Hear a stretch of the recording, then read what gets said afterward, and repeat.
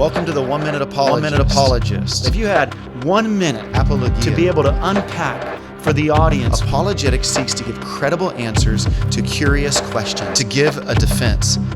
Further questions on polygamy. In Genesis 2:19, we come across the first polygamist in all of Scripture. Actually, he's a bigamist named Lamech. However, just because the Bible's recorded it, it doesn't mean it approves it, as we talked about in episode 73. If anything, Lamech was used in a rebellion against the clear monogamous precept as discovered in Genesis 2:24. Other questions surface, though, when we talk about this idea of polygamy. Some might ask, why does the Bible seemingly approve of polygamy in 2 Samuel 12, verses 7 and 8, where God seems to give David Saul's house and wives? What's going on there? Why does it say that God gave David Saul's house and wives? Well, let me answer that in a few ways. First, we never see in Scripture David actually taking on Saul's wives. Secondly, there are lists in the Bible that show who David's wives were, and none of the wives that are listed happen to be the wives that Saul had. Third, if David did take Saul's wife, Ahinoam, he would have committed a sin of breaking Levitical law.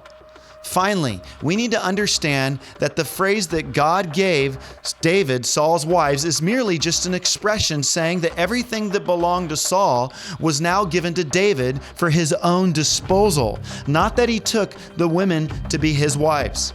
Another passage that people will bring up is Genesis 16:9, where the angel of the Lord tells Hagar to go back to her mistress, Sarah. Some ask, why in the world would God send Hagar back to Sarah and Abraham if God was against polygamy?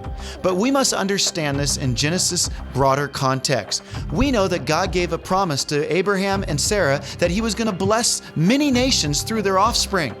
However, after waiting and waiting and waiting, they got impatient, and Sarah went to Hagar and said, Abraham, here is the solution: polygamy.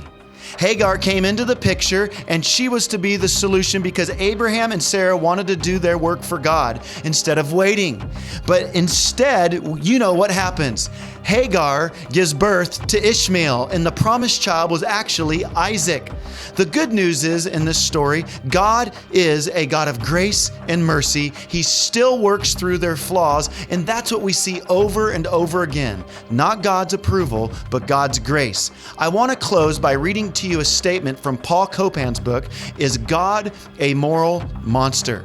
In it, Copan writes, from Lamech's wives to those of Abraham, Esau, Jacob, David, and Solomon, wherever we see God's ideal of monogamy ignored, we witness strife, competition, and disharmony.